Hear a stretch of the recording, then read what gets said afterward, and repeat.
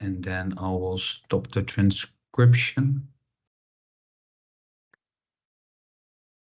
So good afternoon, everyone. While we wait for the others, I can already introduce myself. So my name is Dennis Nevels. I'm an educational consultant. I'm based in the Netherlands. And my daily job is basically helping clients to move from original to ultra. So that's why Rachel and I have been working together as well. And I will be your trainer today to help you to move to ultra.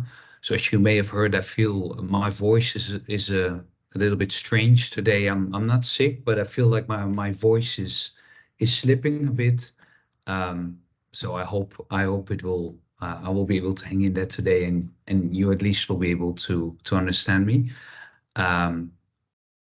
What I would like you to do while we wait is log in into your Ultra course already. So you have that ready, because I'm gonna walk you through it, and there will be time to practice some things yourself. Also, feel free to interrupt me with questions at any time. The goal is to make you feel comfortable to use Ultra in your live teaching sessions. So that's what we will be doing today. We shall share an agenda with you as well. It's basically called Getting Started with Ultra. We'll be looking at the course structure, the course content, assessment and gradebook. But if you have other topics you would like me to discuss, feel free to drop those in the chat as well. And then I will try to include it in today's agenda. So we have 2 hours. We might be able to take a little break as well, but we'll just see how it goes. So thank you so much for joining today. I see we have 9 people now, so I think we're waiting for 2 to 3 more. So we'll just wait 1 more minute for that. So what I'm going to do is already start my demo environment, because I'm not using a PowerPoint. I work with a demo environment, so I can show you how it works. If there are already questions that you came up with when you were looking at your Ultra course or when you were redesigning your course, feel free to unmute yourself or drop those in the chat, so maybe we can start with addressing those as well. And while we do that, I'll start sharing my screen.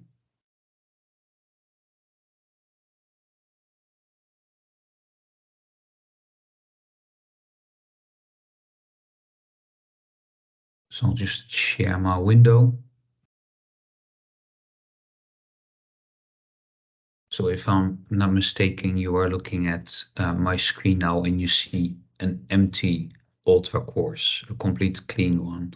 So whilst I'm demoing and walking you through this, I don't see if anyone asks a question in the chat or raises their hand. So Rachel, maybe you want to interrupt me if that happens, and I'm not seeing that.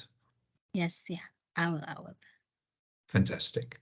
All right, so I have the demo environment open. I don't see any questions in the chat right now. Feel free to drop those in if you have those already. Rachel, how long do you want me to wait still as of right now? We can start, Dennis. Yeah? Yeah, Perfect. And it's recorded anyway, right? Yeah. So before we do that, Rachel, can you update me a little bit about where the group is as a whole? Have they redesigned their course already, or do they still have to do that before they go live?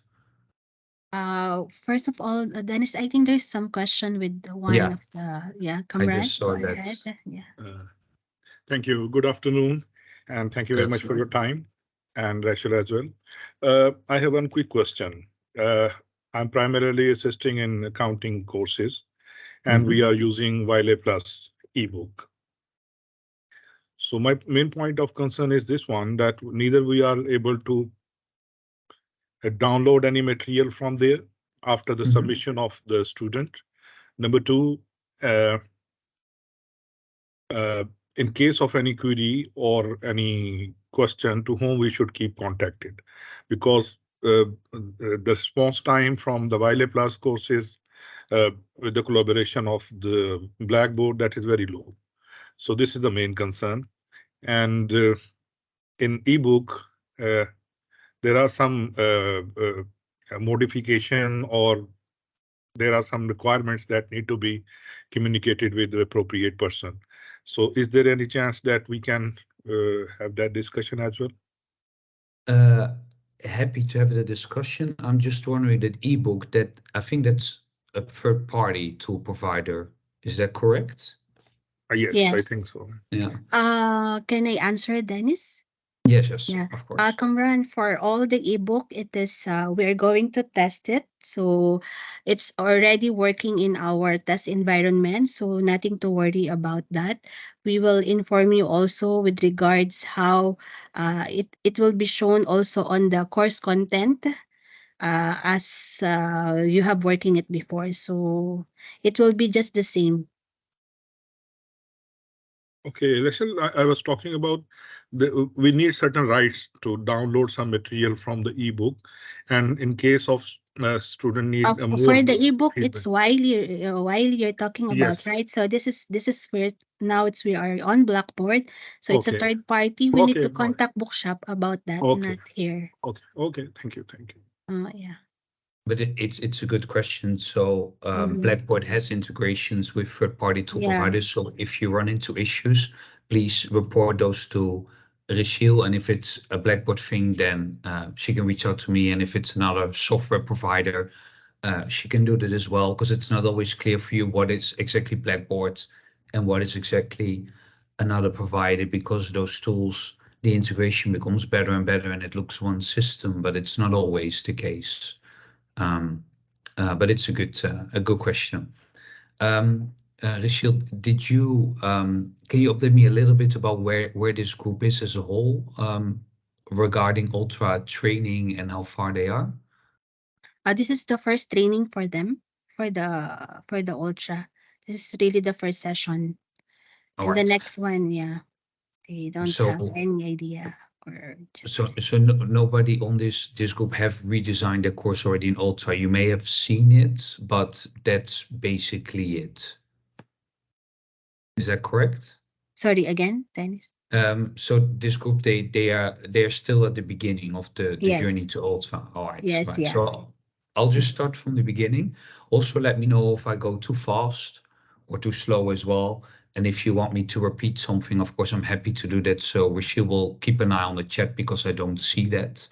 And then I'm happy to walk you through, and feel free also to follow my steps and try things already in your Ultra course, because practicing is the best way. It's a really intuitive system, but practicing is always important, right? So I will just oh yeah, I see a hand. Yes, please go ahead. Hi, Dennis. This is Basant. I just wanted you to know that my preview, or the view that I have on Ultra, is different from what you're showing. So if I already have a course assigned, for example, I am the instructor, but what I see is different from what you're showing. And probably what you are seeing, it's populated with content here, right? Because this is completely empty. Is that Pasan, Yes. I already added you the Ultra. Are you not there? The course is Ultra TA COB. Okay, Open that one. I should log into this one. Yeah, you need to go to that course. That's Okay, the perfect. yeah. Thank you. all right? Fantastic. So if everyone else recognizes the view, then you are at the right place. So this is an Ultra course. I will skip the whole part about the base navigation, because that is something that I think you're already used to by now. However, if there are questions, please let me know. You have your original courses in here, of course, in the course catalog, but also your Ultra courses will be in here as well. So both, you can find it in one place. So I'm opening an empty Ultra course, And this is what it looks like when you're inside an Ultra course. And you have basically 3 areas. You have your navigation bar at the top, as you can see here. You can see when you log into a course, you will always land on a course content area. So this is your course content on the right, and you see this purple line here, meaning that this is the page where you are. So you will always land in a course content area. But if you want to do an announcement, for example, so you can just click here and go to announcement. Or if you want to set up a discussion, you can do that here. Or if you want to go to the gradebook, you go here. And when you want to go back to the content area, you just click here. If you click on the X, you will be thrown out of the course. So don't do that. Just go with this navigation bar to navigate throughout the course. This one, it seems like you're going back, but you're just closing the course, because here we are at the top level. When a little bit later, when we get into deeper levels, then you can click here to go back to the top level. But here we're at the top level, so you will be removed out of the course. So that's a little bit, feel free just to try it out. So this is the navigation bar. You can't make any changes here. If you're used to customizing like in original, you can't do that here. And also not in the second part of the LMS. It's the details and actions panel here on the left. So we have 3 different parts. We have the navigation bar at the left top. We have the details and actions panel here on the left. And we have the course content area in the middle. And this is really where we redesign or rebuild the course. And we'll get a little bit later, I will talk more about the gradebook. So we don't, in 2 hours, of course, we can't explore every single feature in Ultra, but you will get to a level that you feel comfortable exploring the rest more on your own. And that's basically the goal of today. The other thing I would like you to be mindful of is that Ultra has monthly updates, like you used to with computer software, with your phone. Monthly updates are aimed at adding new features, improving usability, just updating the system. So everyone globally who uses Ultra is using one and the same updated system. So it's a cloud LMS, right? So there's only one version, and everyone will always get all the updates. So there will be updates every month. And it's interesting that there are quite a few updates coming this fall. Last week we had a presentation of a roadmap for Ultra. And in September, there will even be AI capabilities added to Ultra course. So that's very big news. That setting is off by default. So it's an institutional decision to switch it on. But that's something that was announced last week at our conference in Nashville. So I'm happy to share more information with Rachel about that. But for you to know that those kind of capabilities will become available very soon. So if I go to my test, if you look at the details and actions panel, you see there are quite some options, but we're going to make this, we're improving usability here. So if I go to the test environment, then you see that the details and actions panel has less options as of next month. It's because we are removing some of the options and put it somewhere else. For example, you see the announcements here, messages here at the top, groups are at the top. So the navigation bar will be more extended, and groups will move from the connections panel to here. So don't be surprised if you look at your Ultra course in a few months and some things are a little bit different, because it keeps on updating and keeps on improving. So that's a little bit about the monthly updates.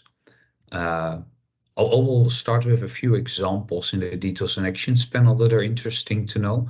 When you click on roster, you can view everyone who's in your course. Of course, this is all fake data because this is a demo environment and I don't have real students.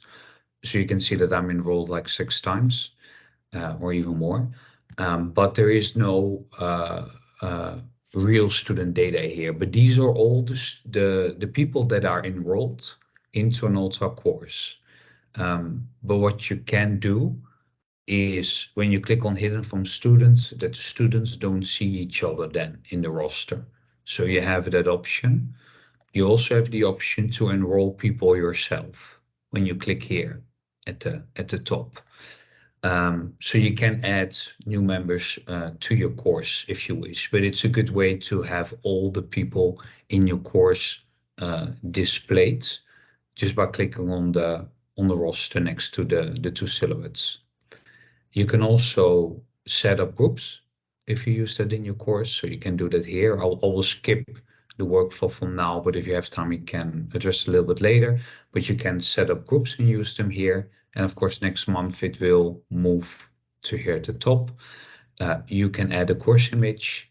You can make your courses unavailable. If you have collaborated at your institution or teams, it will show up here as well. You can mark your attendance here as well. And if you use question banks, this is how you can manage your question banks in your environment. Let me pause there for 1 second. Does it raises any questions? Is that a bit clear? Let me just go to the chat, and I see there's a question. Yes, please go ahead. Yes, please, I want to ask about the attendance. Usually we used to take the attendance on PeopleSoft. So if we have this option here, does it mean that when we take the attendance from Blackboard, it will be reflected on PeopleSoft? Depending on the No. integration, but you can. Not yet, yes. Okay. But you also have the option to hide attendance from the details and actions panel if you don't want to use this one. So it doesn't cause any confusement with faculty and students. That depending on what the institution is going to do. If they're going to integrate, you might want to keep it, but otherwise you can hide it as well. So that's a very good question. I'm seeing some. Yeah, I see some chat going on. That's fine. So I don't see any other questions right now. So basically, what we're going to focus on right now is course structure and course content. So what I will show you is that if you want to create something new in Ultra, the workflow is always the same, no matter where you are in the LMS. You always have to look for the purple plus button.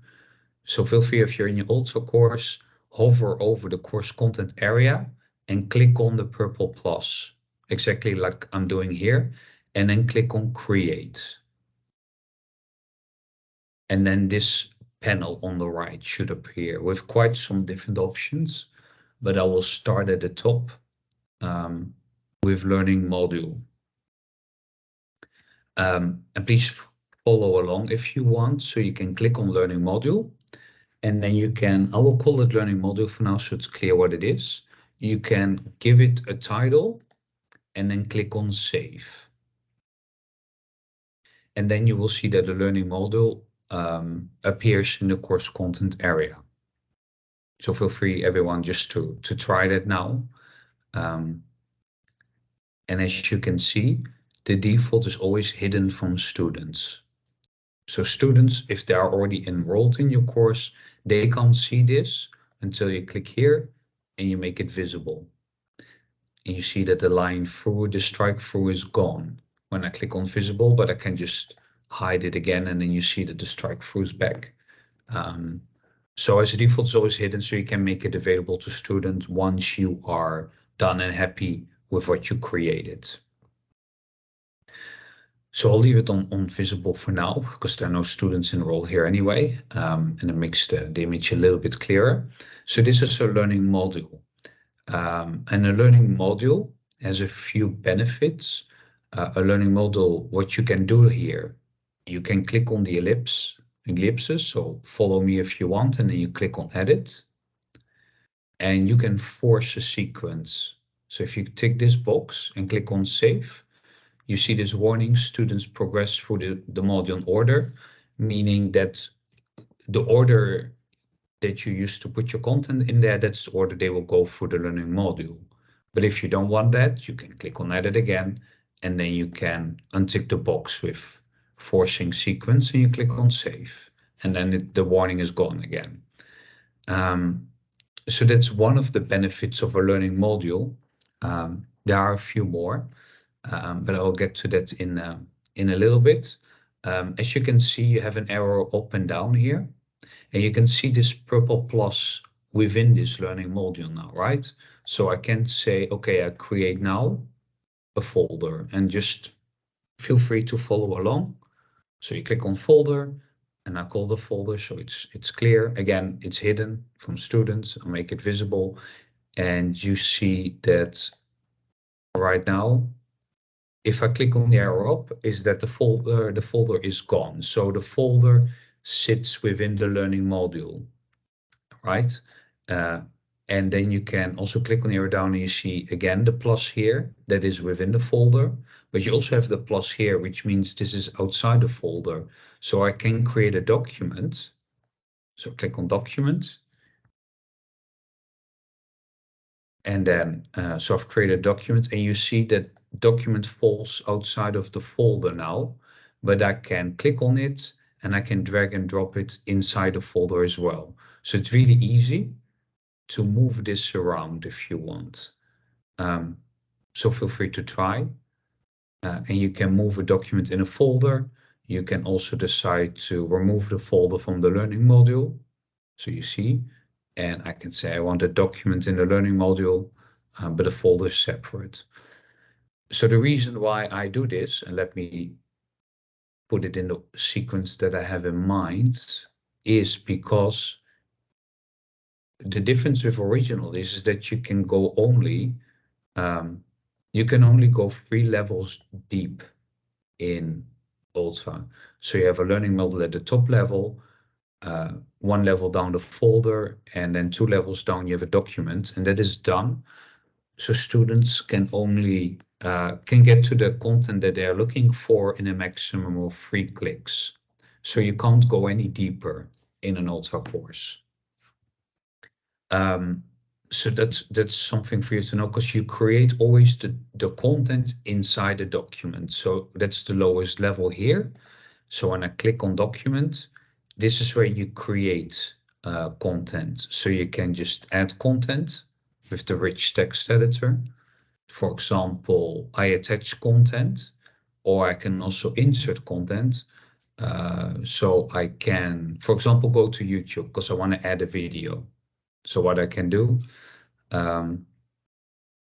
so I can add a video about Blackboard, for example. So I type in Blackboard and I'll start searching. And I think my internet is a bit slow right now, so I'm not sure what's going on. Let me try something else. So I'm looking something from my own country to add. So let me, it's weird, it's not really searching now. So I think it's really a connectivity issue that I'm having right now. Just gonna try again.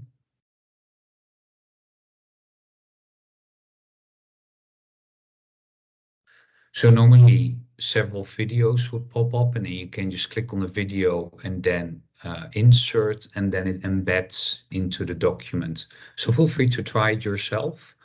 Maybe you want to find a video from your university or something from Blackboard or something else, something related to your content. So feel free to try it yourself. And I can try it also a little bit later. I don't understand why it doesn't work right now. But I can also try something else, right? So let me try to find a document. And what it does, it tries to, depending on your browser, it tries to embed as much as possible. So you can see I uploaded a PDF document, and you can see it's now it should display inline as well. Yeah, now it displays inline, as you can see. So it's also downloadable for students. They can also download alternative formats if they want. So this is how you build content inside your document. You can also choose for HTML, upload from your hard drive, from the content collection if you use that, or from your cloud storage, whether it's Google Drive or OneDrive, etc. So you have that option. So that's basically, if you want to edit, you can just go to the ellipsis again, and then you can also add a title, and then anything that you like. You can work with color pickers. These are all accessible colors, so you can do that. And then change the color of the title here, for example. You can change fonts, etc., text styles. So you have many options. You can insert links as well.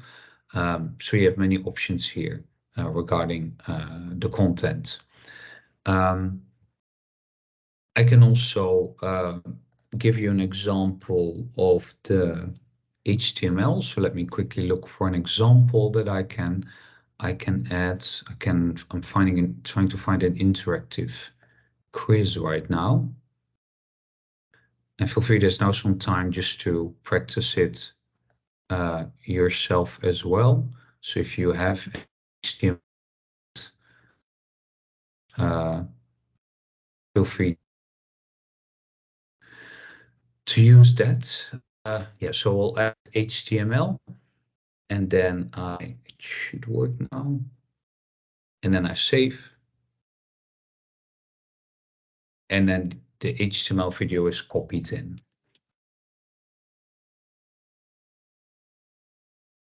And it's interactive. You can click on ingredients list.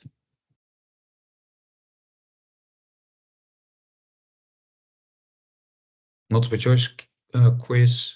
You can select the right answer and then just continue. So a document really allows you to embed rich content where students can really engage with the course materials, and there's no need to leave the LMS and go, for example, to YouTube or somewhere else, because we embed as much as we can. All these things you do in a document, so that's where you create the content. I'm pausing quickly again. I'm going to go back to Teams, see if I miss anything. So there's someone saying it did not work for me as well. So, please, could you elaborate on that? What's not working for you?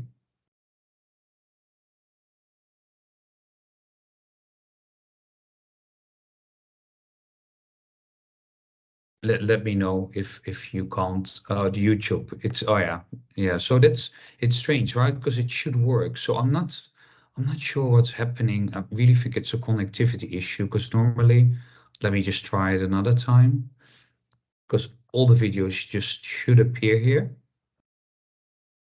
I don't know what's going on. Maybe you should try it later. So, but you see that there's nothing happening right now. But we have to get back to that later.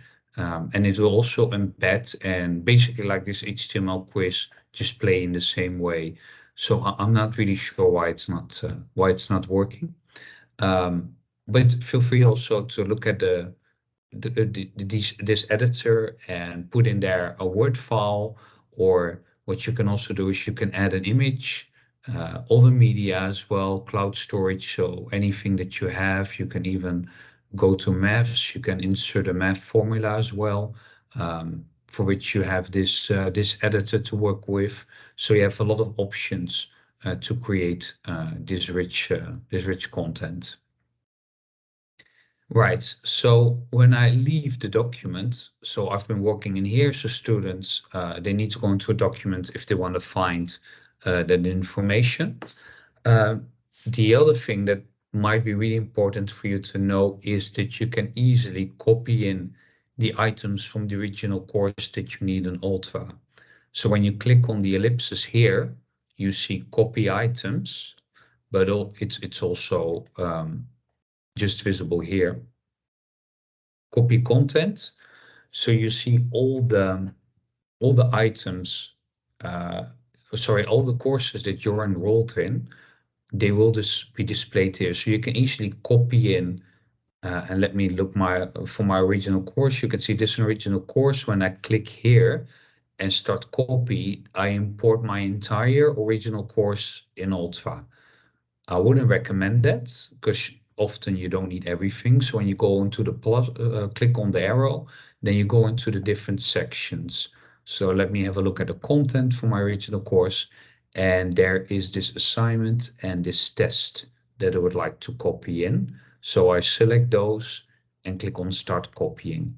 And what it does, it then imports those items from your original course that you want to embed in your Ultra course. So you're redesigning it. So you basically you come up with a new structure. Maybe you want to work with learning modules at the top, or maybe with folders. But you can see it just copies in the assignment and the test here. So I can also make that visible as well. But I could say that I actually want that in a separate folder, for example. So what I can do is I can create another folder,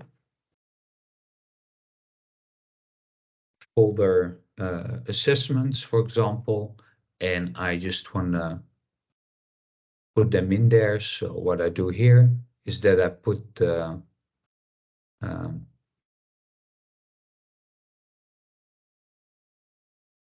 now it should work, and the test as well. So now I've put those two in the folder assessment, right? And maybe I want that folder assessments not in the learning module, but outside, maybe at the end of the course, so all the assessments are in one separate folder. So you can do that. So it's really easily to import the items that you need from original, but I would recommend to first think about the structure that you want to use in an Ultra course. Let me stop there for a second. Rachel, is there already a structure agreed upon or not? We're still on discussing it, but we might follow because we have four major folder like the lecture material, reading material, assessment. Those will be still on our course template. All right, so probably Yeah. folders at the top level. Yeah. Okay, so and it brings me back to my first comment. The difference between learning module and a folder is that in a learning module you can force the sequence. The second difference is that you can put a folder in a learning module, but you can't put a learning module in a folder. You can only put a document in a folder. So that's the other thing that differs them. The third thing is that you can read a learning module as a book. Let me go to another course where I have an example. So here you have all the learning modules. They're all learning modules at the top level. So what it does for a student, you can see how far they are, what they have completed in the learning module. So I start here.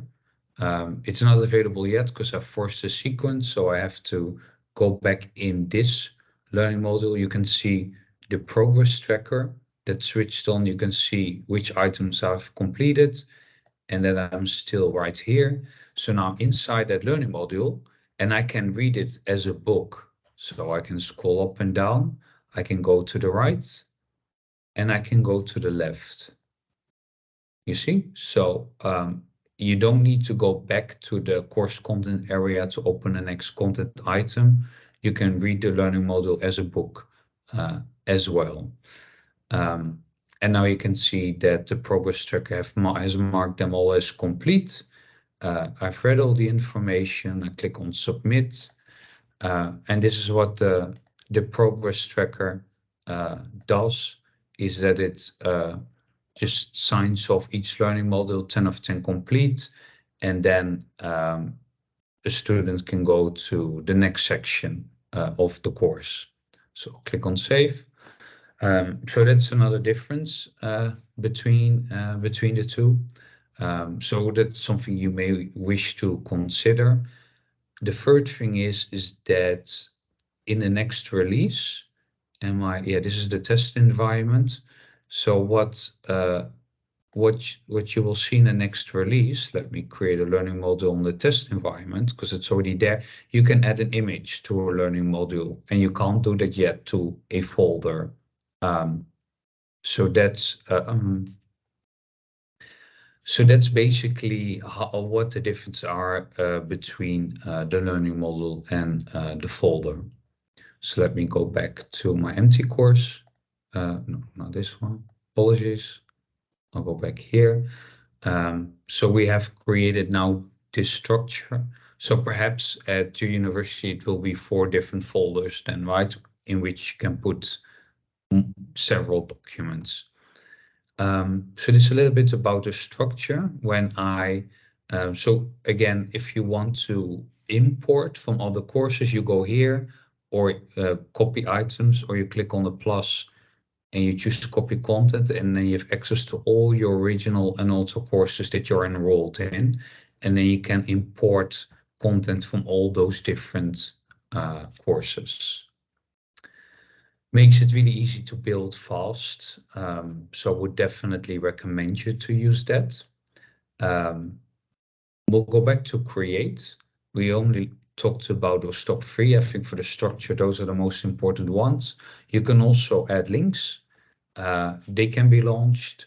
Maybe you want to use a link for that ebook that was mentioned earlier, but maybe it's also an LTI connection as well.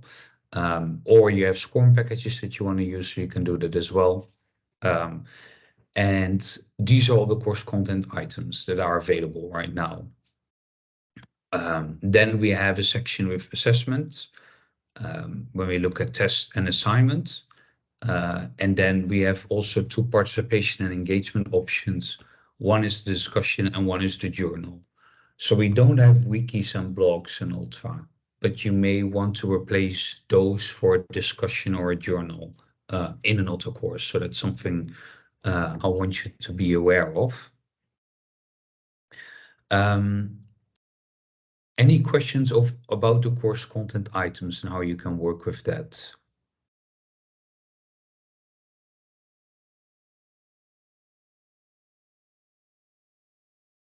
No questions? Feel free to raise your hand or put something in chat. Perfect, thank you. I see a thumbs up. So I assume a thumbs up or no responses that you're good and that I'm not speaking too fast. So once you are done with the structure, then we can talk a little bit more about the course content. But the other thing that I would like to spend a little bit of time on are the tests and assignments. So you can import those in Ultra, but the settings are different. So you have to check the settings. So if you imported test or assignment to see if it still works for you. So I'll call this just a test. And please do the same thing. So I'll just make it visible already. So go to your Ultra course and click on create. So you click on the plus on create and then select test. So feel free. I will talk a bit slower even, so you have time to do that as well. So click then on test and then give it a name like I just did. So it can be any name, but you have to give it some name, because if you don't and you close it here again, then it doesn't appear in the course content area. So feel free to give a name to the test. Or if you want, import a test from your original course. So you can do that as well.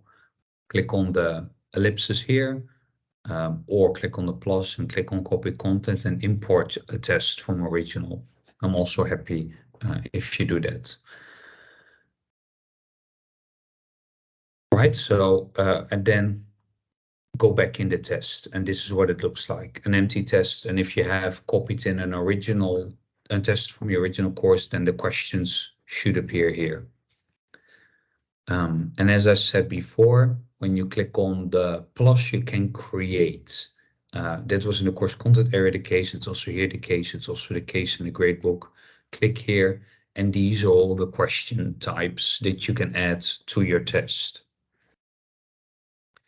And I will start with two important ones. You have at the top here the question pool, and here the reuse questions. Both options import questions from your question bank. But the difference is that the question pool selects questions at random. So for example, I select 10 questions from the question pool, and I choose that the students see 5 of them, then they will see at random 5 of those 10 questions. But if I select 10 questions from the reuse questions from the bank, all 10 questions will be displayed. Feel free to try if you have a question already in your question bank, but I will show you here as well. Add question pool, and then I see all the question banks that I have in my Ultra course. And for example, I choose 4 essay questions and a number of multiple choice ones. And you can see 9 will be added to the pool. So we're talking here, this is the bank, but these are the questions that I select to be to the pool. So now I have 12 questions added to the pool. I add them by clicking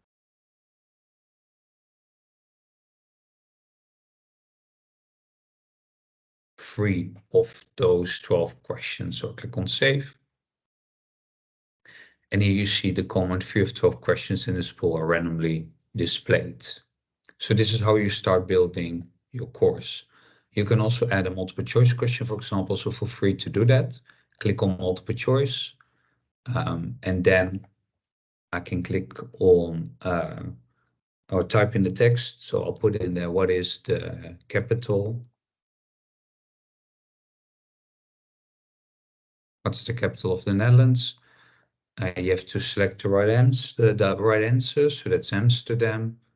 And I'll give some other options as well.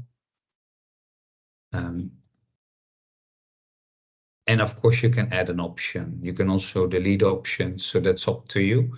And the right answer selected, that's Amsterdam. And I think this question is worth 5 points. You can also add automated feedback for the correct answer, especially when it's formative. It's really good to have this automated feedback, right? Well done. Which is not really feedback, but it's just a comment. Incorrect answer. This is incorrect. Please review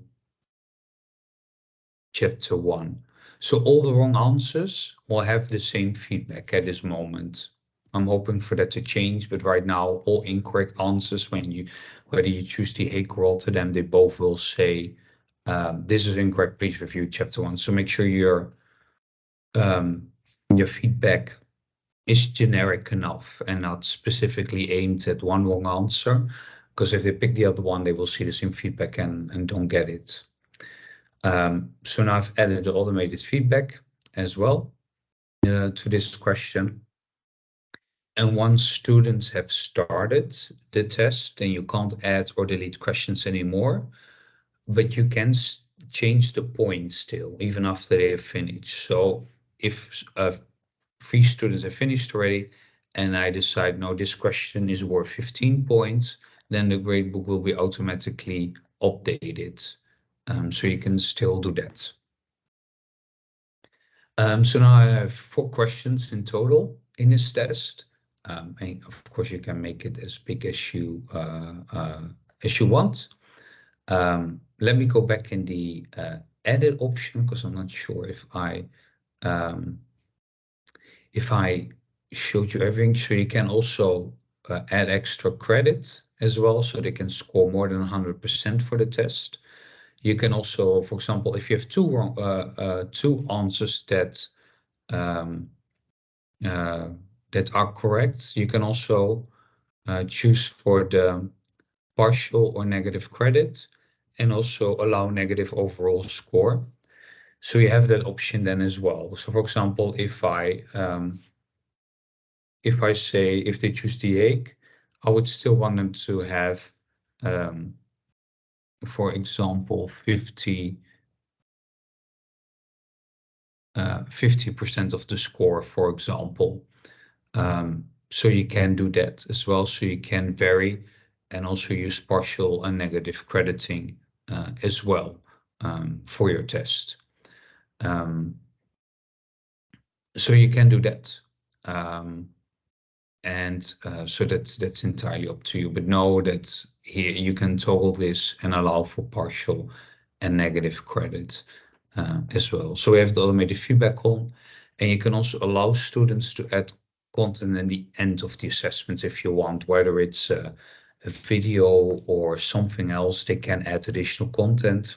But if you don't want that, I would toggle this button and make sure that it's off. Now it's off, right? So now you can just click on save.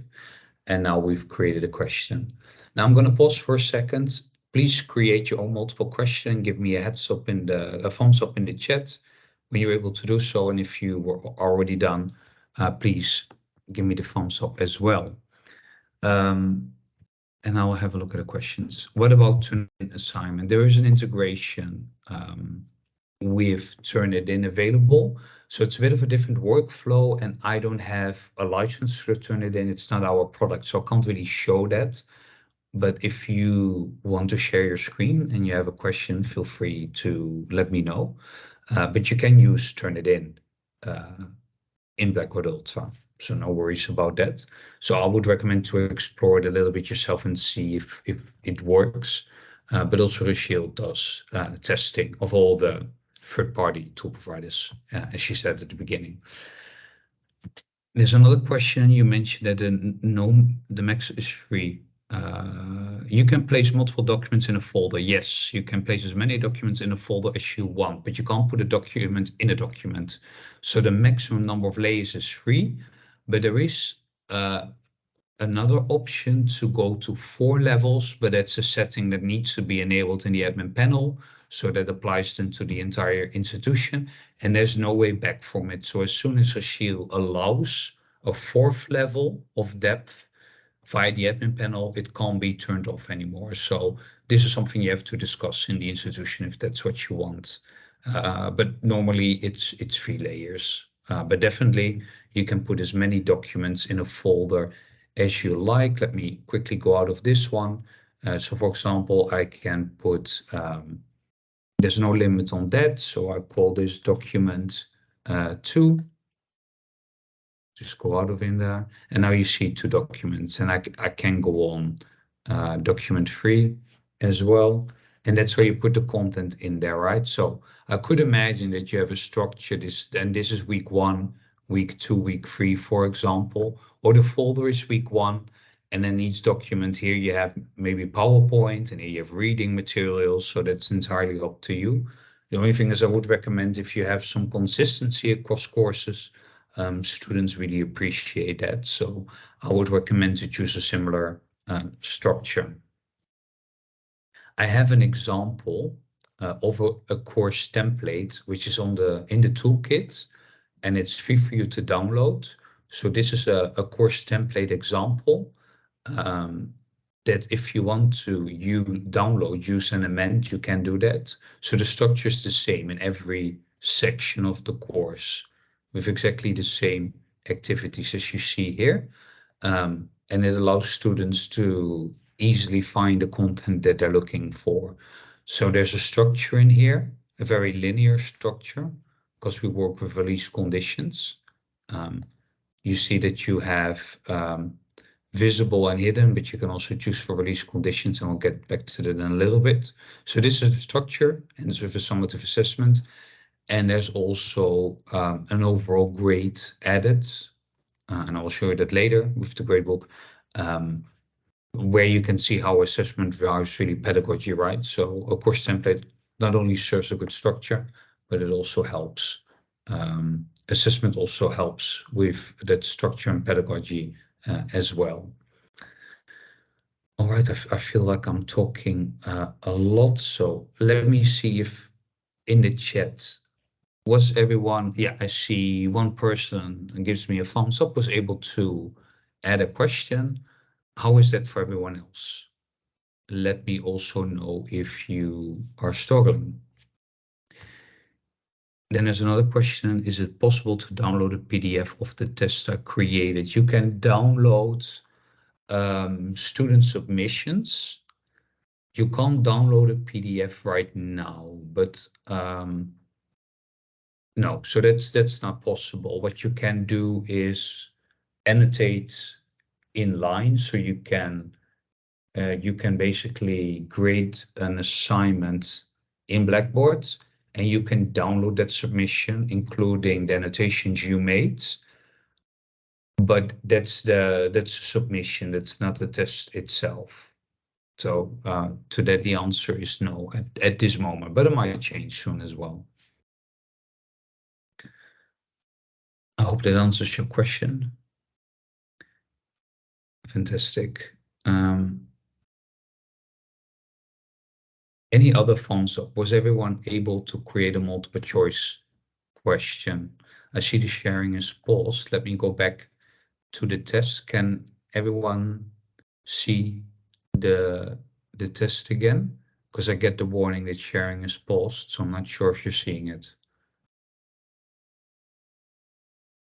Rachel, can you perhaps confirm? Yeah, we're seeing it. Perfect. So I don't see any activity in the chat on other forms, so I'm assuming you were able to create a multiple choice question. Then I'll carry on and let me know if that's not the case. So whether you create a new test or you import your original question, your original test in here, and you see your questions from original, once you're happy with the test itself, you go to settings and you find these here. So you click on the gear icon, and then you can go to settings. And as you see on the right, it's a long list of possibilities. And I will walk you slowly through them.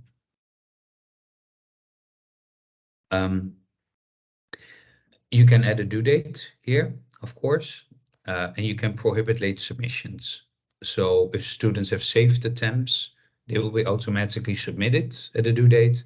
And if they haven't started yet, they can't submit anymore. But you can also only tick this one, which doesn't allow new attempts after the due date. So in this case, after tomorrow, but saved attempts, they can still continue working. So that's the difference. You can allow for class conversations, which means that students can talk about an assessment, and you as a lecturer, you get feedback. So click on this one. So you will see a silhouette, and then you can see that students are talking about, for example, the question 2 wasn't clear for whatever reason, but it gives you that instant feedback and you can respond to that as well.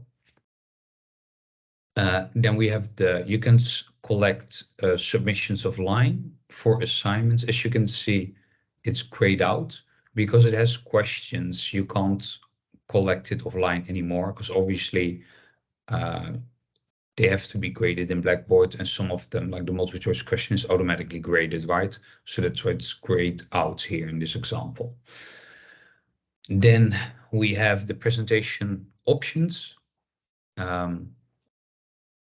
You can choose to display one question at a time, prohibit backtracking as well, randomize both questions and answers, and of course the randomized pages. It's now grayed out because there's only one page at the moment, but you can add page breaks if you want. So you can also randomize entire pages if you want. You can tick the box to say this is a formative assessment and whether students see that or not. You can add a grade category. We'll leave it at test. That's the default. When we get to the gradebook, I'll tell you more about the categories. You can say how many attempts. Well, since it's a formative test, I'll allow unlimited attempts. And are you going to grade it? Then I will say, for example, well, the average of all attempts. So they can see how they did overall, for example. Or I can say the attempt with the highest grade. I can choose between points, percentages, letters. You can add grading schemas as up to 100. So each gradable item can have a different grading schema. In the gradebook is where you can add the grading schema, and I will show you that later. But here you can choose the grading schema that are already in there. So I'll go for a percentage. No, maybe points is easier because I chose for points here as well. So this is the maximum number of points. I can't choose for anonymous grading, peer review options or parallel grading because it has questions. And you can do that for assignments, which doesn't have, and I'll show you that a little bit later what the difference is, but then you have the option to have multiple graders per student, but also do peer reviews so students can evaluate each other. You can also choose to post the assessment grades automatically in the gradebook, and it means that once the grade has been determined, students see it instantly. But if you want to post it manually and you don't want students to see the grade already, untick this box. Then we have the assessment results. If you open it, you can say, I don't want students to view the submission. I click on save and you see submission view hidden from students. When I click back on it, I want students to view the formative assessment and I want them to see it straight after they submitted it. I want the automated feedback also after submission, the question score after the individual grade is posted. There you have it again. So if you have the posting automatically on, you can then they can see the grade and the score straight away. I also want them the correct answer after their individual grade is posted as well. So click on save. So you have quite some options here how you want to work with submission views. Consistency between courses is also important here, I would say, because if it's different for every teacher, it will raise questions. So have that conversation internally. You can also add an access code. For example, if you want to assess in a physical space, and then the person who is there can hand over the codes to the students. You can add a time limit if you want. If it's an assignment, you can add a grading rubric. You can also align with goals, assign it to a group. So there's just one group who gets this test, for example. So what I can do, I can click here and I don't have a group created yet. So I will create quickly a group and I will call them group A. And then I can easily move these students to group A. So these two, I want them to be in group A. Wait. Group A, so this accidentally created a new group, so I'm gonna delete this one. So I want people to be in group A. I want another one in group A. So there's a group of 3 students in group A, and then I just click on save, and then I'll go back. You see it's assigned to that group A. So only those 3 students will see this test.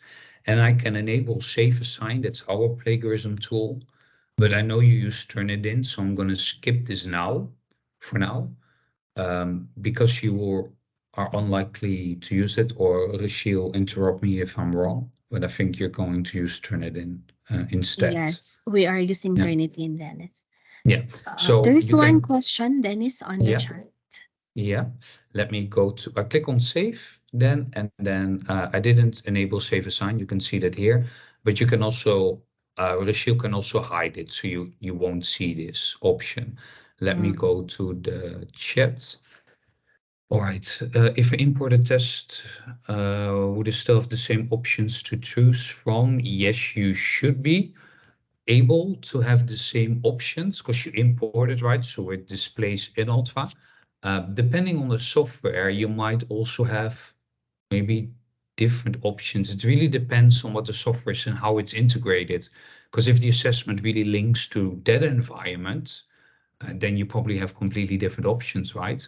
But if it's really displayed in line in Ultra, then I would say it's the same. But I would recommend you to test the software to make sure that it behaves like you have intended that.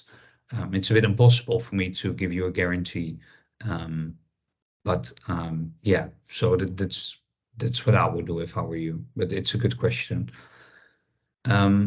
So what I wanted to say is that there is a lot of settings here. Are there any questions, other questions around those settings? You see the class conversations here now. So when I click there, I can just read the students' responses when they're there. So if a student responds, then you would be able to read it here and respond to that as well. So they can really talk about the formative assessment. So let me pause. Any questions around the settings?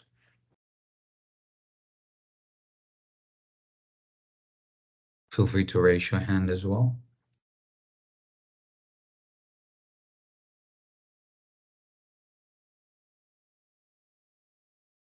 All right, so I assume everyone's good.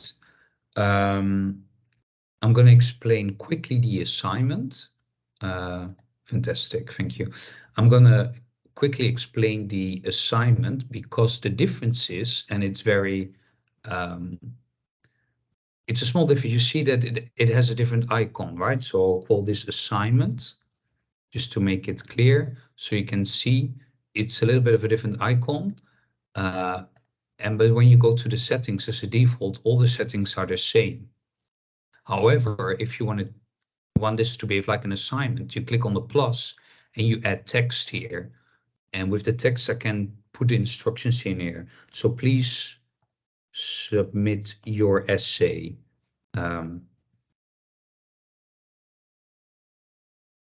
For example, and I can put all the instructions. I click on save, so now I added instructions, but I didn't add questions here.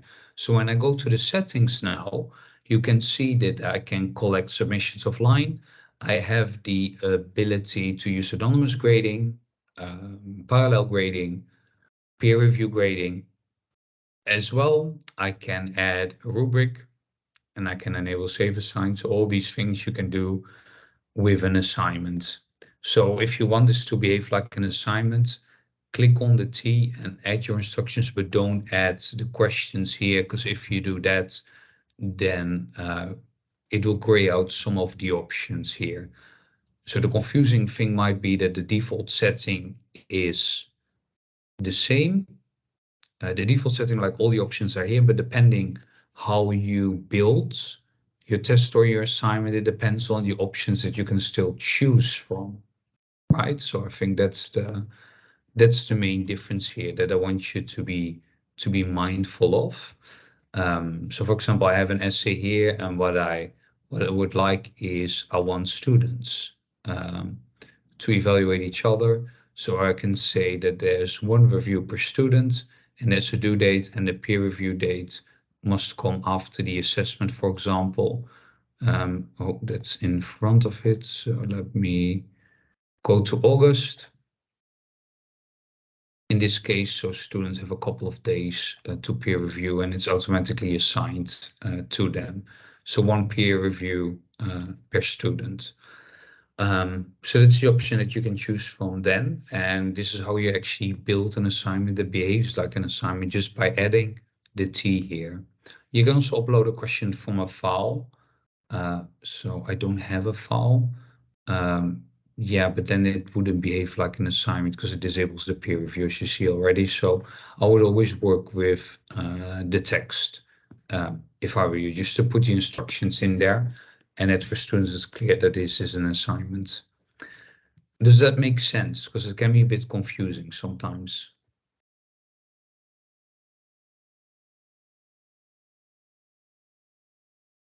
Is that clear? All right. Well, that's fantastic. So the other thing that Rachel, you asked me is about how it would work with responders, right? And let Yes. me, yeah, because the thing is with responders, it's of course a third party tool provider. So the thing is, I don't have a license, so I can't show it to you in my demo environment. But if you have it deployed, you can see my screen now, right? You have the access code that I just mentioned, and the responders lockdown browser would appear below that. If you, is it already available in your production environment, Rochelle? Can you check that for me? Yes. Yeah, Okay. I integrated it. Yes. Fantastic. Would you, I don't know if you've already tested, do you want to show it to the attendees how to work with that with your environment? Or do you think it's unnecessary? I think it's necessary. It's just there. Then they can just choose it. Okay. So you think it's there, so I would encourage everyone just to click Yes. on it and test Click it how it the works. responders. Yes. Okay, fantastic. So it's visible, it's there. It's just something that I can't really show because I don't have that license. Let me go back to my environment. Let me share the window again. 1 second.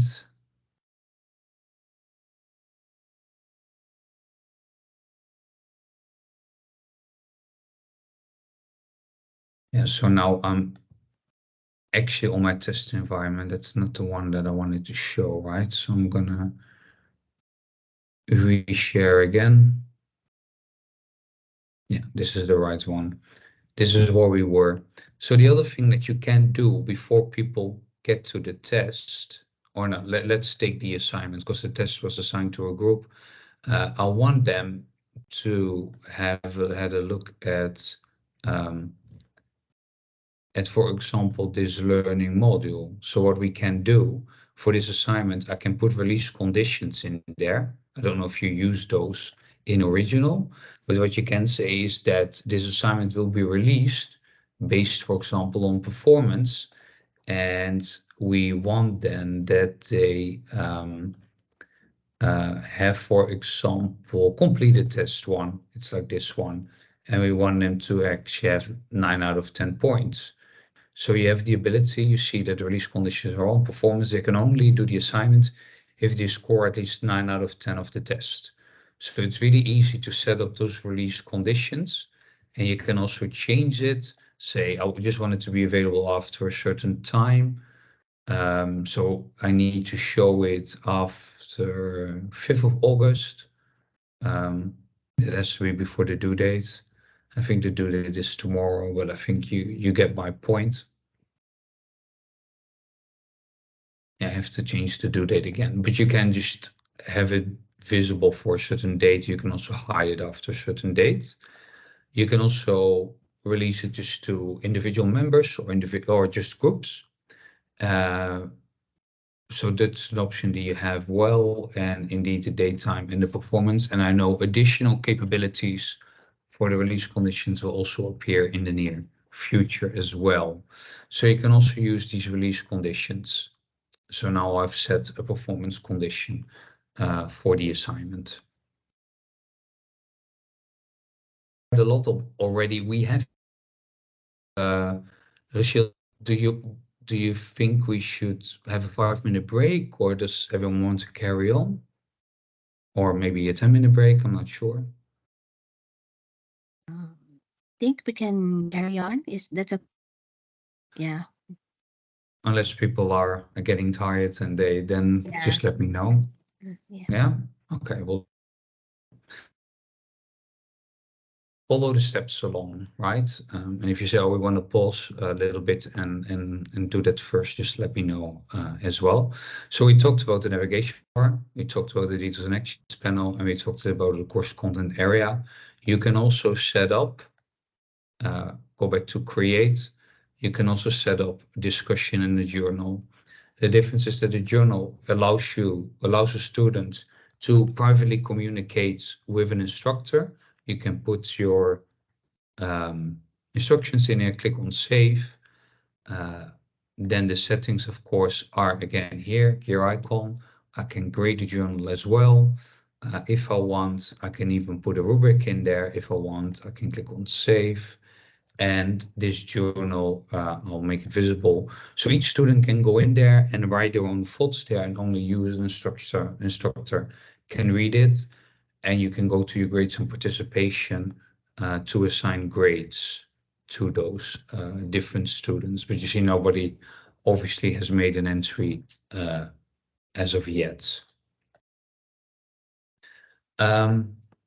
And it's also easy to move this around, right? If I want to join at the end for reflection after the test, then I can put it here as well.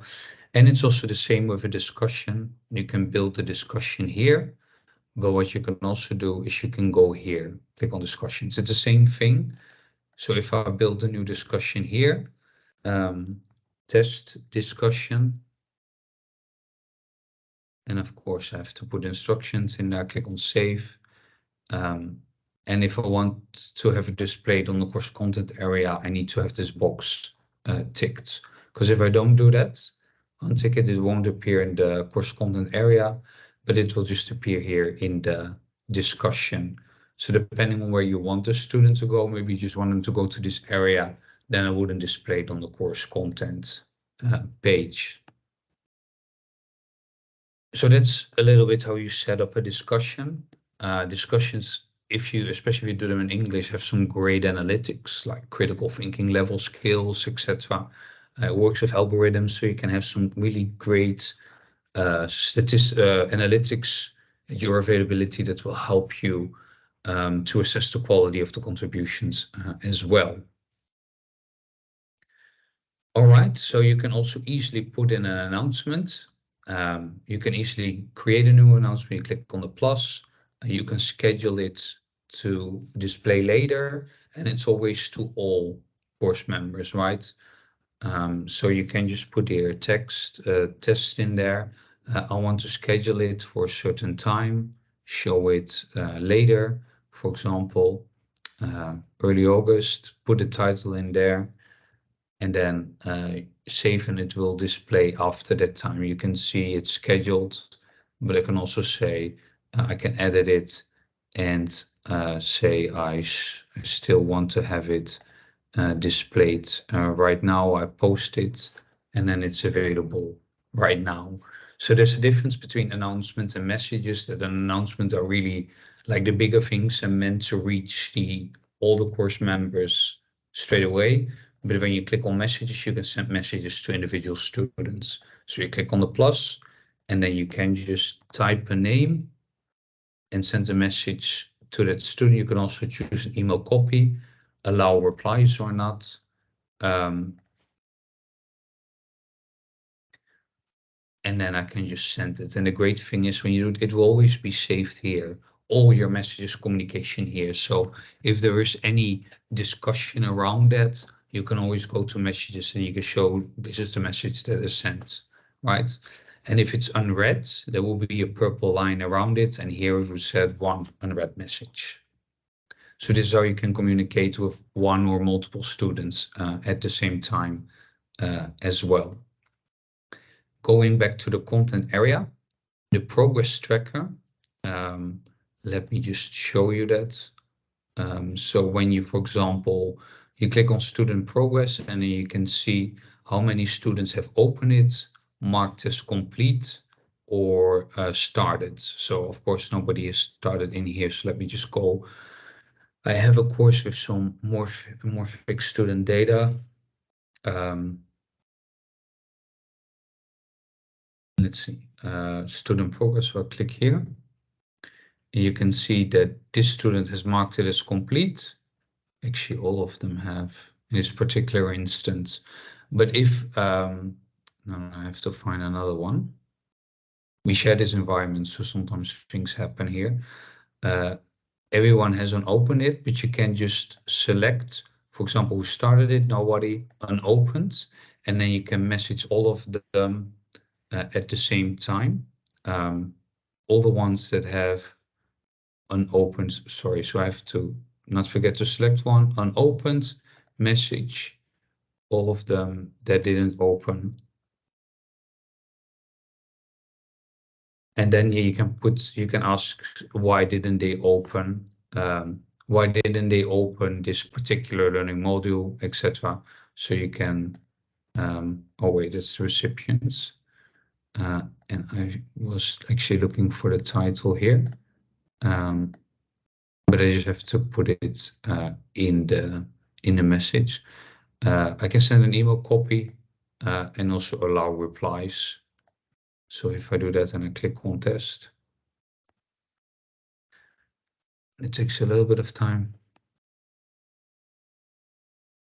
Again, I really think it's my connectivity today. It's not the best day for demoing. But I think you get the point. You send it and it shows up in a messaging system in the same place again. But I really suffer from. So I think if I go out in there, I don't think it would show here. Yeah, there it is. 10 seconds ago, it does show already. So that's great. Fantastic. So here you can always look back at those messages as well. Just going back to my own course. So that's the progress tracker. You have a lot more available. You have student activity, question and analysis, all kinds of analytics that you can also find here.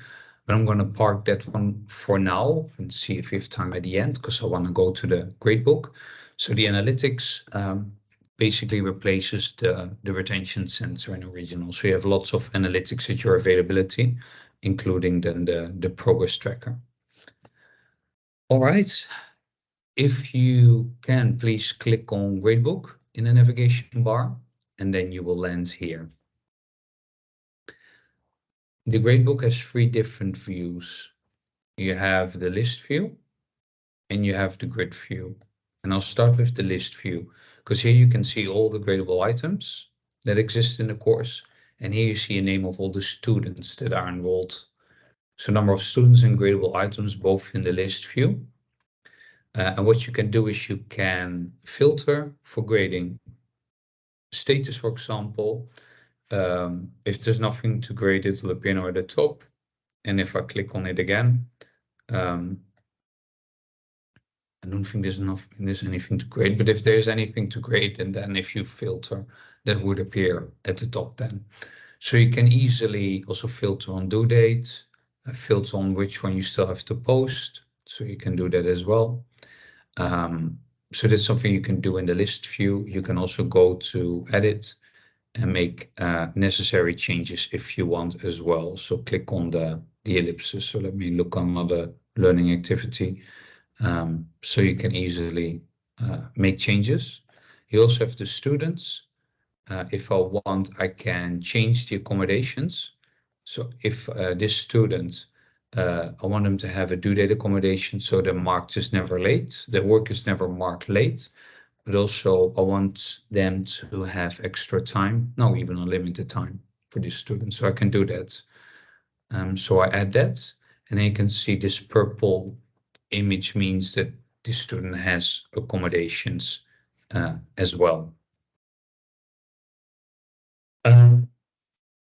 So that's a little bit how the list works. You can see when was the last time they accessed the system.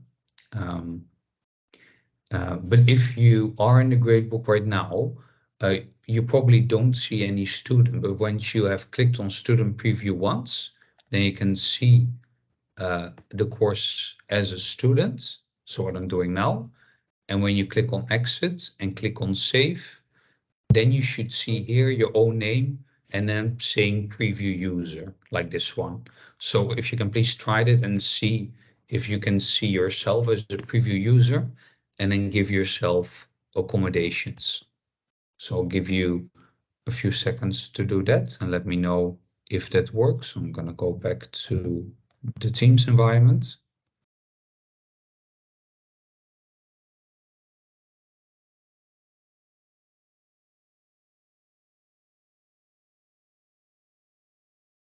Let me know if you were able to do that.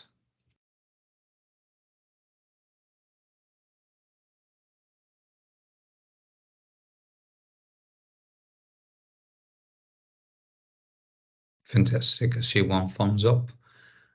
Take your time just to finish that. And you can also easily go in there and go back to accommodations, and you can just also remove those as well. You see now it's gone again. So this is how you can basically work with the list view. Also, you can sort for lowest overall grade, highest overall grade.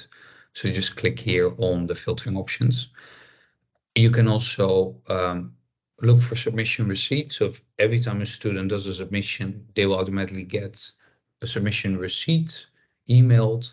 So if they have done a submission and you can't find it, they can give you that submission receipt and you can look for it as well. You can also download the gradebook. Don't make any changes to the gradebook, but it allows you to work on it offline, populate it with grades, and then upload it here again as well. But don't add extra columns or stuff like that, because otherwise the upload won't work anymore. But here's how you download and upload the gradebook. So you click here. You can even the grade history and even specific grade columns as well that you can just populate and then upload later. Then we have the grid view, which is a view that I really like personally.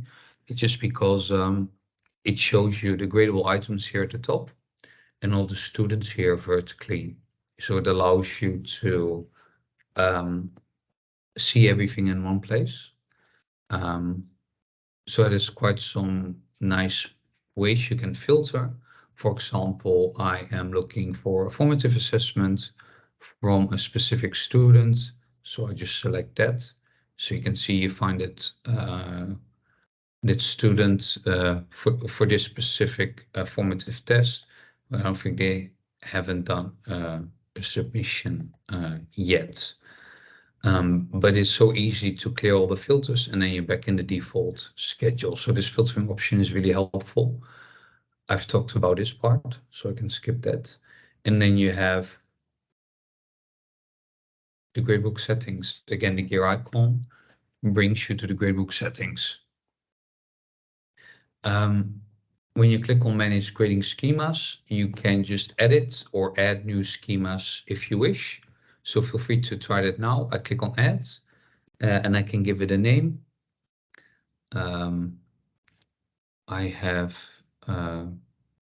used quite a few already. So I will just call it test, for example, and then I edit it. And when I go in there, I can, again, the purple plus, you can see you can add extra columns. So the grade name, for example, and I can give pass, and I can also choose fail. So I can choose as many categories as I want. So I want to actually remove this one.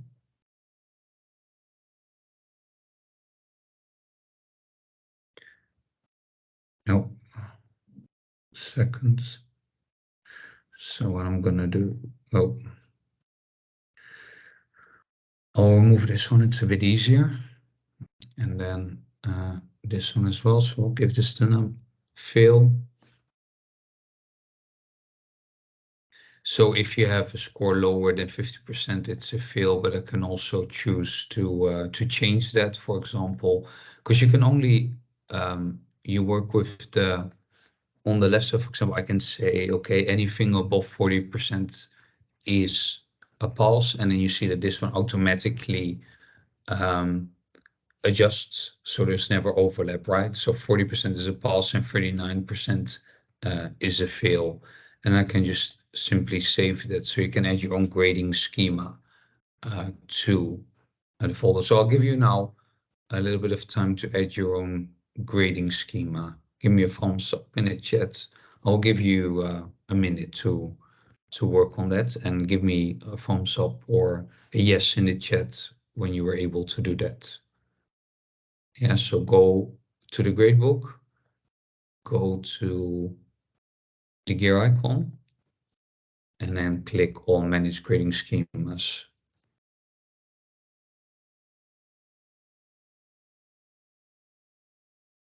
So I'll give you a little bit of time to do that.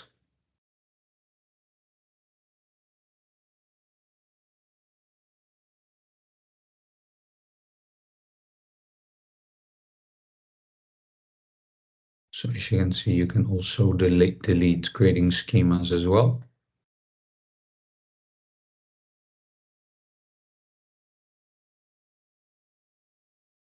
This is the one we just created, but you can create additional categories as well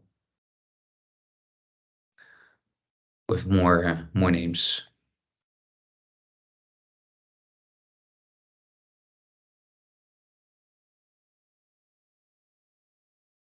Just go back to the chat.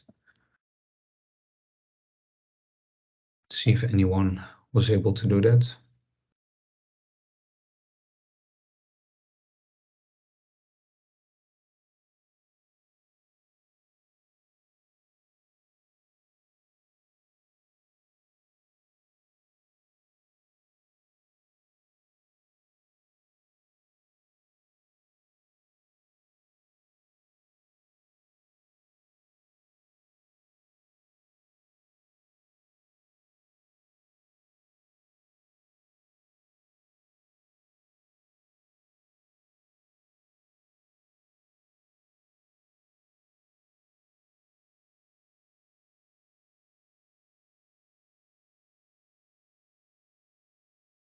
Let me know if there are any problems. Let's see, there's some fantastic. Thank you so much for that. All right, fantastic. That's how you do it, and you can add up to 100 grading schemas, even if you want, which of course is a lot, but you can use for every gradable item a different grading schema. So please finish it, so you can use it for the assessment, right? So we created one that I call test. So when I go back to the assignment that we just created, I'll go to edit, and then I go here, and then I can just let's see, use the grades from the grading schema that I just put in there, right? So it will just calculate then how many points there are, and if it's higher than 40% in my example, it will get a pass mark. So feel free with the test you created to attach the grading schema to that test. So just click on save, and then you have the grading schema added to the test. So I'm going to go back to the gradebook, going to go back to the grid view, and then we'll go over the other settings. There are quite a few as well. I will go through it in a bit of a different order. What you can do, automatic zero. So if you allow for late submissions, you can also say if they submit late, students will get an automatic zero for late submission. So that's another options that you have. So if they don't submit, they get an automatic zero. I have to say that correctly. But so you don't need to put it in manually, right? So if you don't allow late submissions, the ones that didn't submit will get an automatic zero. An important one is the overall grade, so you can manage your overall grade settings. So if everyone please wants to click on the overall grade, it has many options. It's very flexible. You can calculate based on points. You can choose weighted in percentage, but you can also choose advanced, which works with a complete formula. So for example, I want the average of an assignment, a test, a discussion, and some homework. For example, that's my overall grade. So I click on save, and then it's validated. So the system accepts. And when I can show that to the students when I click here. So that means that this formula is now the overall grade. So when I go to grades, then I can see the overall grade based on the number. You can see that there weren't any submissions there, so it doesn't show an overall grade. So I can go back, click on edit, and I can say, okay, I'll go for a percentage. So these are all the categories. Remember that I said the default category for the test is test. The reason why we do that is because we can use that for the overall grade. So we can say, I want the tests to count for 30% of the overall grade. You can do that, but I can also add it and say I enable, and I want to drop the lowest test score. So we have 3 test scores and the lowest one is dropped. So the other 2 will count for 30% of the overall grade right now. All the others count for 7% because it has to add up to 100. But you can also say, let me look for another one. If I don't want this learning activity to count for 7%, I can also unlink it. So when I click here, it goes to the top and I can say I don't want it to count. So I even turn this one off. So the learning activity is removed from the assignment.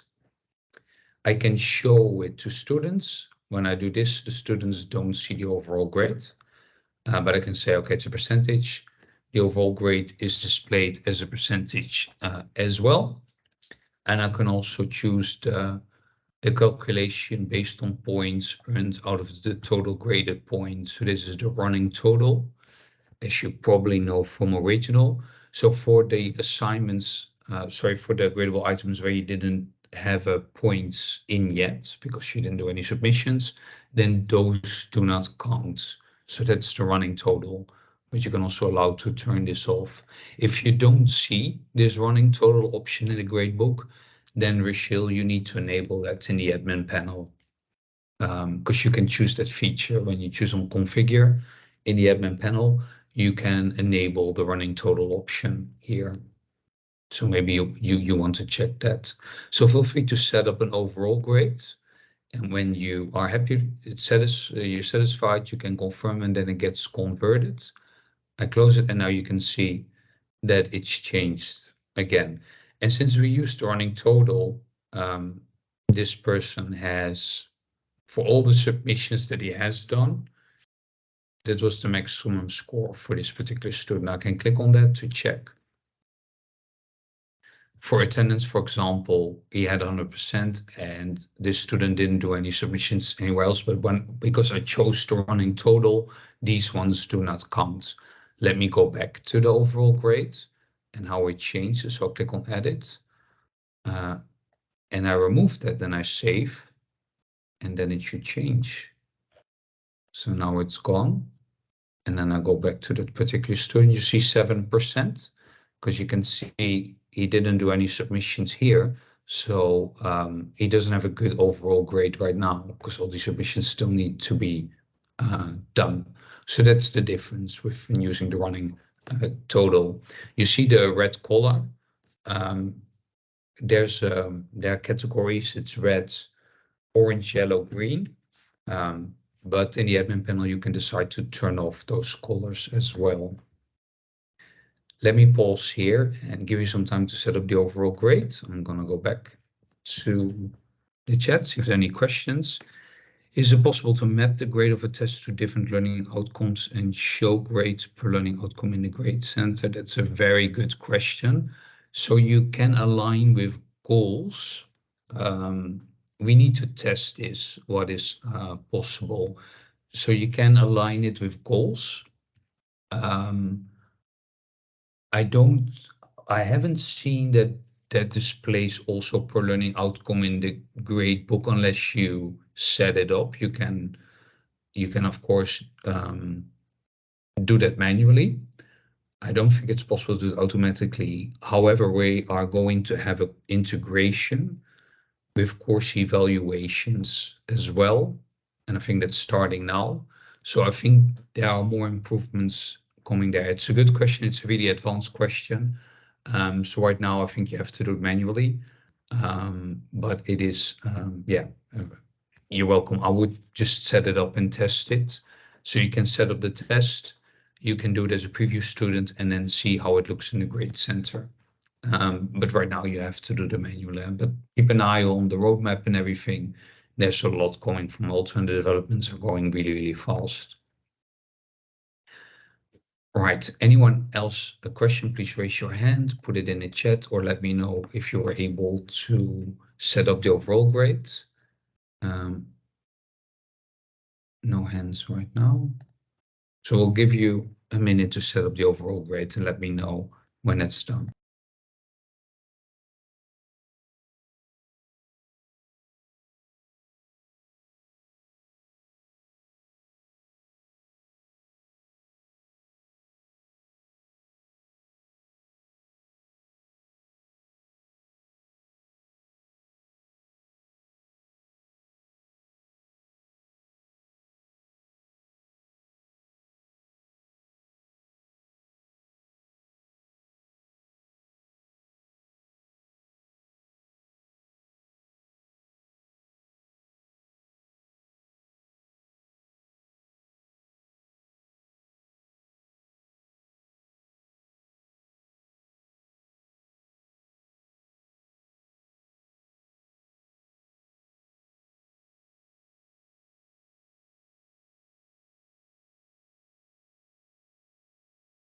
Is everyone all right?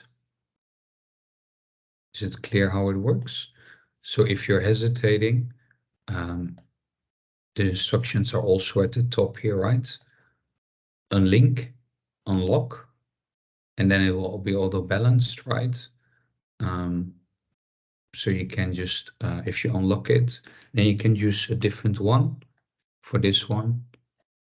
And now you see it's over 100%. It's because everything else is locked.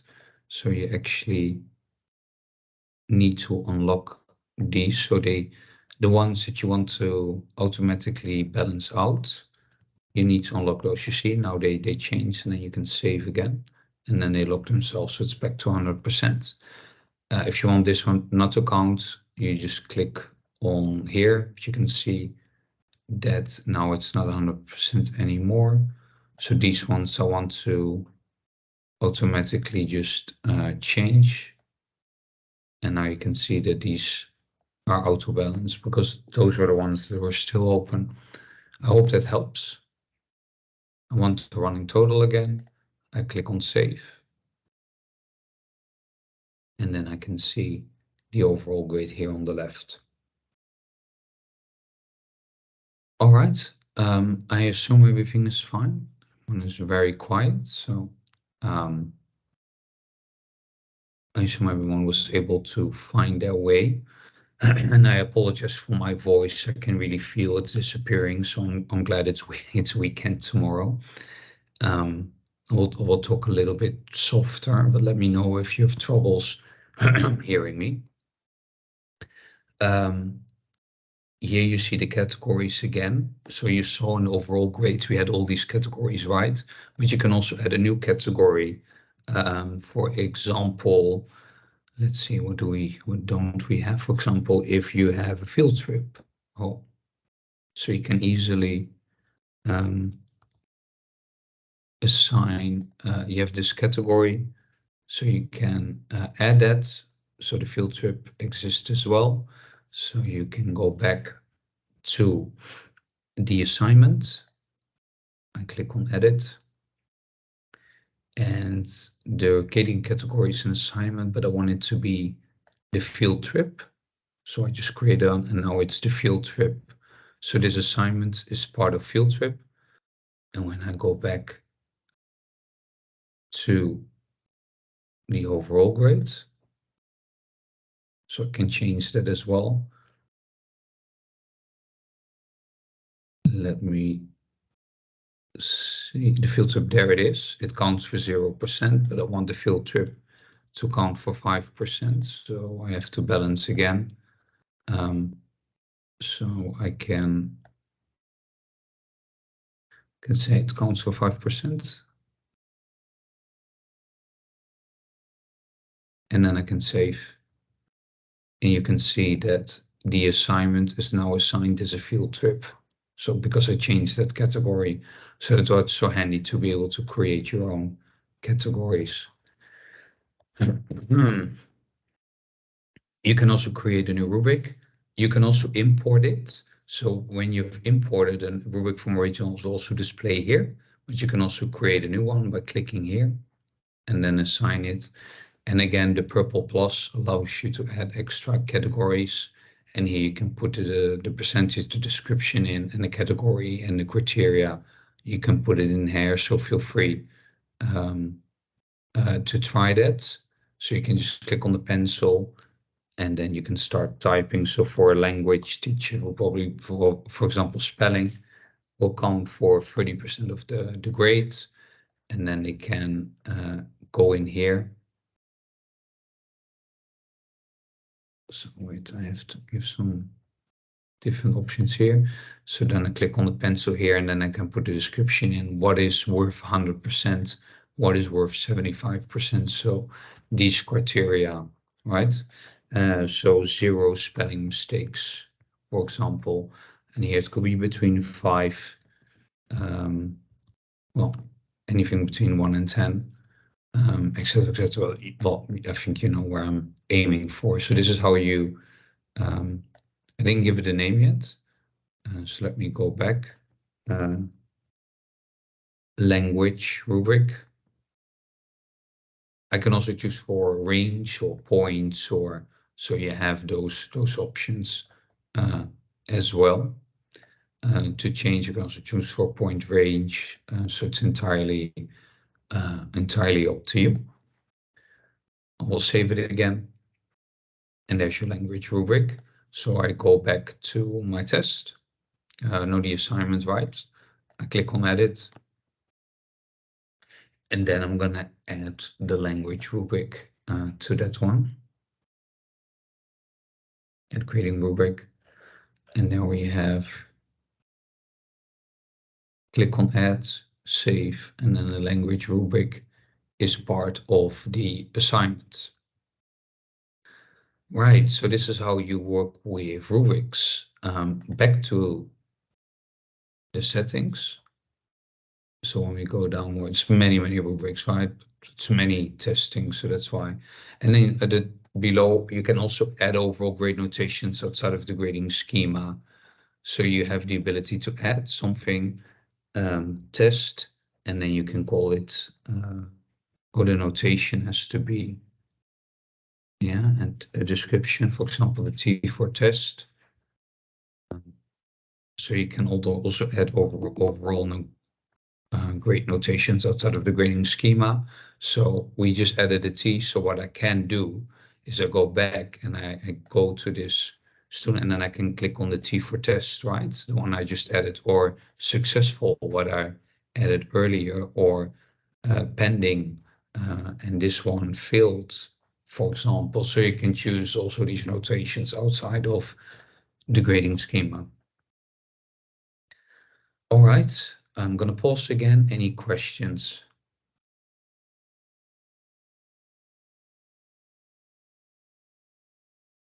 No questions? All right, no hands. The last thing that I want you to be mindful is the student performance. So if a student is inactive, for example, for 5 days, or the overall grade percentage is below 40%, so you choose that yourself, you get alerts on your activity stream. And when you tick this box, students will receive it as well. So you get these notifications, so it's easier to stay on top of students' engagement. But you can also then click on the course activity, and then you can see in the graph how well are the students performing. Well, I have little activity here, right?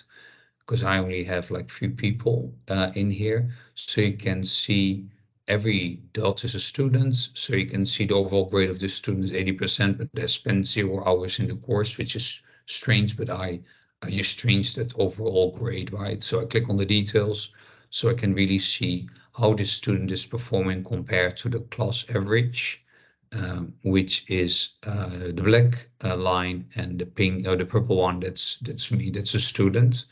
So you can see the hours that are spent in the course, and that's basically updated per week. I think it updates on a Monday.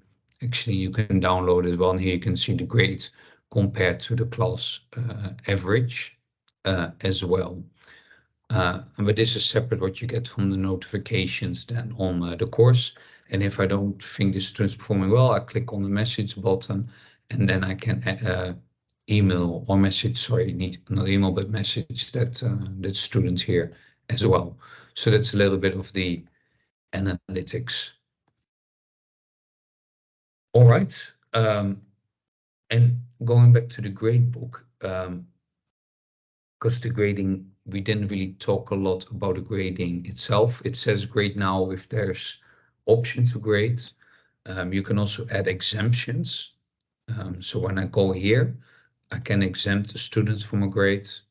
You can see it's exempted, so it doesn't count anymore. And I can also edit that, of course, as well, so then it disappears again. So I have the ability to, the maximum score is 100, I can give it a certain mark, but it still needs to be posted for the student to see. I can click on view, and here I can go into, it's a discussion, but you see the student didn't perform, didn't do anything in that. So I think I'm going to go to a different course with a bit more of activity. Go to the gradebook. And then I can indeed see new submission done. And then I can grade now. And then I see also the exceptions and the exemptions. So there are 3 different things we looked at accommodations. Exemptions are for single gradable items and exceptions the same. You can also say that the student has an exception for due date or for number of attempts as well. So you can add those exceptions. But there is a new submission and I would like to view that. So I go to the inline grader and you can see that the student has done a submission. You can also see the number of attempts. There's only 1 attempt done. If there's a rubric added, you would have seen a rubric here as well. You can see the originality report from Save Assign, plagiarism. This is a plagiarized submission. I'm not entirely sure how that would look with Turnitin, I have to say. So this is something that you need to test. I can put feedback in here. I can even record feedback, audio and video if I want, if I don't want to type. The unfortunate thing is that it should display in line. I'm not sure why it doesn't display right now and I have to download this one. Maybe it's not available anymore. Oh, I apologize, it disappeared now. Because it should display in line. Yeah, it's coming already. So what, I'll just look for a different submission. Let me, because it always should embed in line so you can use BB Annotate. Yeah, it's still download. I think it's working. Yes, there it is. Fantastic. So what you can now do is grade in line and then also download, right? That was one of the first questions today. Can you download the test? Well, not really. You can download the submission, but also including your annotations. So I can use a stamp. This is approved. I can also add comments in here. For example, here, well done. I can save that. So student can see that here as well. I can work, I can underline stuff if I want as well. So this is how you do inline annotations. And if you have a rubric, it will display here, so you can add the comments also in the rubric. And when you're done, you can say, okay, here I'll put a mark in there. You can also overwrite if you want. And I want to post it so the student sees it as well. Because for this gradable item, I did not select posting, automatic posting. And I click on save. And then the student can see the annotations. If I've added audio or video feedback, student can see it as well, so you can hear record, and then even enable your video as well. So I'll open the video. So I'll just start in 5 seconds. I hope you see the recording as well, because I'm sharing the window. So this is how you add audio feedback. So I'll stop here and then save and exit. So this student also has now audio and video feedback. So this is how easily you can annotate online, but I'm sure everyone is already familiar with grading within original. But there is also more flexibility coming, I think, next month, where you can grade per question, because here it's really per student, but there's a big update coming here. Here, this is how I go to Ilse, this is how I go to Mark's submission. So that's how you work per student, and if there are multiple submissions, you see that here, but there will be more flexibility in grading released either, I think, August or September as well. So it might be a little bit deprecated what I'm showing you now. All right, so we have a few minutes left for maybe some questions. I hope this wasn't too much. I hope you're not overwhelmed, but I'll open the floor for any questions. So I see someone, yes, please, you raise your hand. Thank you very much for your time and efforts. And I think we need a little bit time to explore it a bit more, and then maybe we will have more questions and queries, and we will be teasing Rachel in that case. No problem. One And I think, one sorry, quick question. yes. One quick question. Is it possible to download in, for example, assignment number 1, and there are multiple students in the class? Can I download the assignment number 1 all together in one go? You can download the submissions, Yes, also yes. bulk downloads. So when I go to the gradebook, I think it was this one, download submissions. Can you see? So you click on the icon and download submission. You can also download the results, but this is the submission. And then you can select the number of students, or maybe you want to select everyone. Oh, okay. And then it creates a zip file. Thank you. Number 2 question. Is it possible for us to, if we want to work something on Excel offline and we want to upload that file in the Grade Center? Is it possible? So you can download the gradebook and then populate it with the grades and then upload that. Okay. So that's entire what you. Excel sheet in the Grade Center. So it's, if you download the full gradebook or some of the items, you can choose for an Excel file or a CSV file, and then you can work with that. And once you're done, you can upload that. But be mindful that you don't make any changes to the gradebook itself. You just put the grades in there. Does that answer your question? Okay. So what type of the modification should not be made if we want to alter some, like title of the column or averages or something like this? No, so I wouldn't change. You don't add columns or delete columns, because then the upload wouldn't work anymore. Okay. It's just for putting grades. Thank you. Thank you so much. Those are good questions. Anyone else would like to ask a question? I see something in the chat. How we can download grade quizzes or tests from the Grade Center. So, did I have a quiz in here? So you don't download the test itself. Let me think. I'll just go to, let's see if I have a test in here. I can go quickly to my other course because I have a test there. Yeah, it was this one, right? So what I can do is go in there. So it displays here, but you want a download of the test, not of the submissions, right? Let me explore. I am almost 100% sure that's not possible right now, but it develops quickly, so sometimes I just need to double check. I think she's talking about, sorry to interrupt you. I think she is talking about the submission submitted by the students, how we can download from the Grade Center. Is it so, Uzma?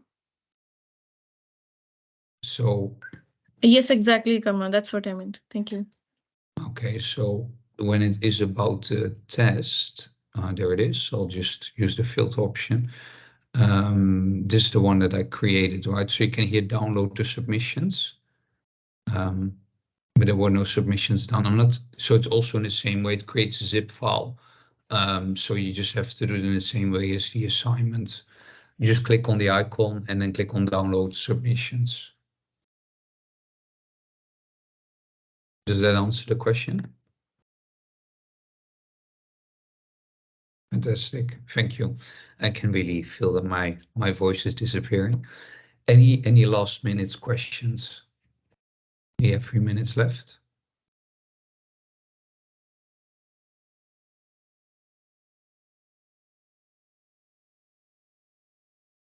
No, I